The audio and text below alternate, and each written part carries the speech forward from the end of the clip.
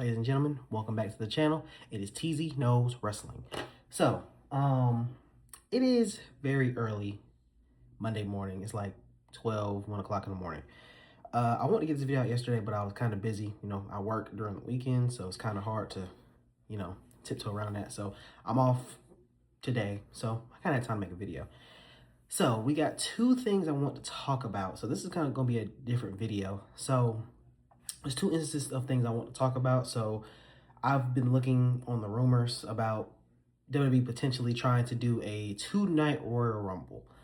Now, in hindsight, it makes sense. In hindsight, it does make sense because it's two Rumble matches, of course, the women's and the men's, and both of them are each probably about an hour long.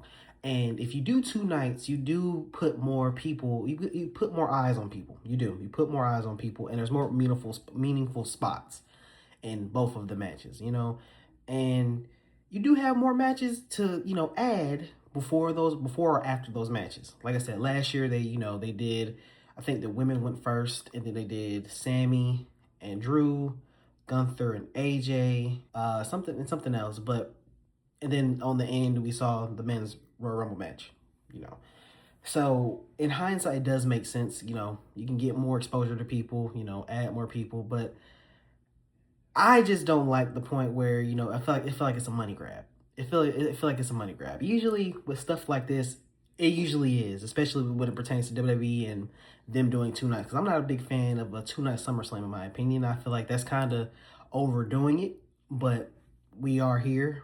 I mean, this SummerSlam was really, really good. I don't think it deserves to be a 2-nighter. I think it's kind of and because you gotta think about it, when you do 2 nights, one night can be really strong and the other night be really flat. And that's what happened this past SummerSlam.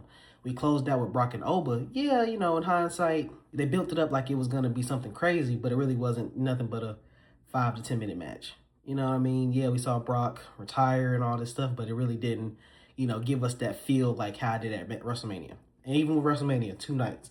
It makes sense. I mean, it's supposed to be, the biggest grand stage of them all. So, of course, we're going to have the most matches and we're going to do what we can do. So that makes sense. But SummerSlam, no. Royal Rumble, it does make sense. But I don't know if it's true or not. So we'll see.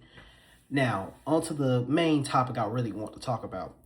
Conrad Thompson, if y'all know who that is, I think he's JR's nephew or something like that. But he has his own little podcast that he does with a lot of different WWE stars. Well, WWE legends or whatever. And he lit the internet on fire because he said that Roman Reigns is overrated. Now,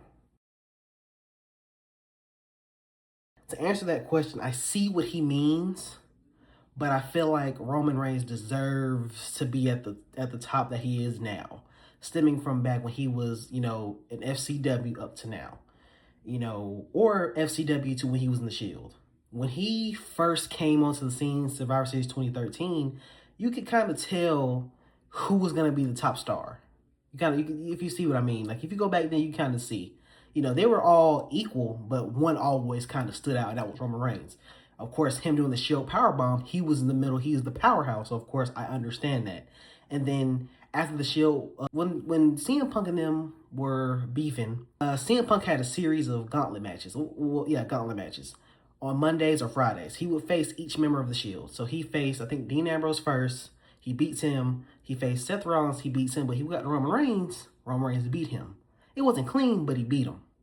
And then, of course, TLC, they had a little handicap match that CM Punk won. But, if you remember, too, when CM Punk left, he kind of commented on that. He was like, yeah, we want Roman Reigns to be the star. We want him to be the star, so make him look strong. And he kept kind of saying that throughout the interview, like, hey, you're going to beat him, but make Roman look so strong.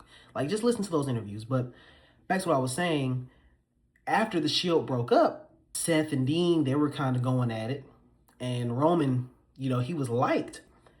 And I remember one instance of him, I think it was Battleground. They don't even have Battleground anymore. Battleground 2014 when Cena was the champion. It was a fatal 4-way. It was John Cena, Kane, Randy, and Roman. Roman was the fan favorite. He was a fan favorite at the time. And, I don't know where the hate kind of came from. I guess stemming from him being shoved down our throat so much and we kind of always noticed it. But the thing about that is, to be the top star, if WWE handpicks you to be the top star, you have to go through the motions. Like stemming from Stone Cold to The Rock to Batista to John Cena to Randy, now Roman. Like I said, in high instances of seeing certain people, like Cena, for example, that's the huge example you can give. John Cena, when he first came into he was the prototype. He was the prototype that he kind of went into the Doctor of Thugonomics to the Cena that we got today. Stone Cold. Stone Cold wasn't just Stone Cold at first. He was stunning Steve Austin. The Rock. The Rock wasn't The Rock. He was Rocky Maivia, and nobody liked him either until he became The Rock. So Roman, stemming from him being the powerhouse to the big dog, which everybody hated, including me. I wasn't a big fan of it. Stemming from like the 2015 thing where, 2015 Royal Rumble where it got shitted on entirely because we all knew who was going to win, but how they did it, and it was just like, bruh, they booed him out the bit. Even The Rock couldn't save that boo. It was terrible. Now, even when he won, people still booed him. He went to WrestleMania, he lost. What else happened? I remember he ended up getting leukemia. It came back, and of course, everybody kind of stopped. I was like, okay, yeah, Roman, get better, do this, do that, please come back. And he came back. He got cheered, but then at WrestleMania 35, he got booed again. They're like, dude, like he can't win to nothing because he couldn't do a promo at the time. He couldn't do a promo, and it was kind of the same things every single time you would see him. So, like I said, in hindsight, I understand. But then this Tribal Chief character came in 2020 up until now. And this is probably the best work he's done. Best work he's done. So, like I said, he went through the motions. So, I think he deserves to be that top guy. So, do I think he's overrated? And, I don't know what to really say about that because I don't think he's overrated. I don't think he's overrated at all. I think he talks the talk and walks the walk, especially for these past couple of matches that he's had from him winning the title at Mania up until now at SummerSlam. And I think he's going to have a program at LA Knight soon. So hopefully he continues that trend of having those great matches with, the storytelling endings and everything like that. I don't think I see that with LA Knight, but who knows? He could surprise me.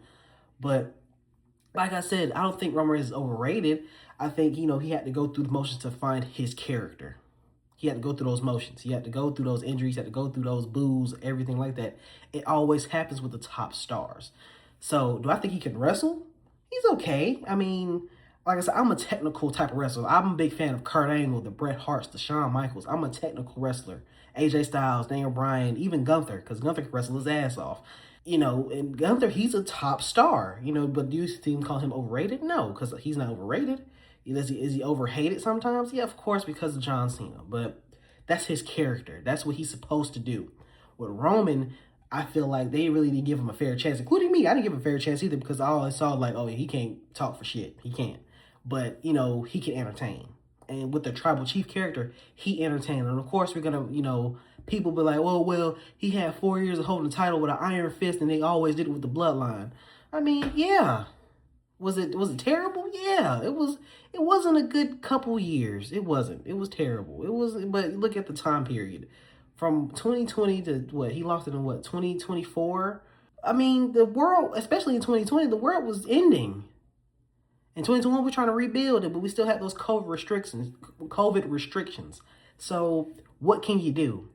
So Conrad Thompson did that, and of course, he went on his whole little bit. I didn't read the whole article or anything like that. I didn't even listen to the podcast or anything like that. I just saw it on Twitter. But I was like, I'm gonna comment on it. Why not? But to answer the question, do I think he's overrated? To a hindsight, you can say half and half. You can say half and half, because can he wrestle? People be like, no, he can't wrestle. Can he talk now? Yeah, he can talk now. He has a good character. His character puts asses in seats. That's his character. He puts asses in seats. It's kind of hard to find those characters now, especially for so long, because he's been doing the Tribal Chief character for 6 years, going on 7. So that's how I feel about it. Whatever. I'm gonna do this Raw review Tuesday after Raw comes out. We'll see how that goes. Hopefully, especially after this whole thing with Royce Keys and him, Jacob basically killing him. And I can't really do the SmackDown review, but I've heard what's been going on with Chelsea Green, she has an orbital something with her eye. She got injured. So hopefully they go into more in that Monday, because I can't do SmackDown because I'm not gonna pay an arm and a leg to watch SmackDown. That you fucking crazy. But overall that's it, man. It's late. I'm getting ready to lay down. So we'll see you guys later. Go pay your bills. Do what you need to do. I love you. Bye. Leave me alone.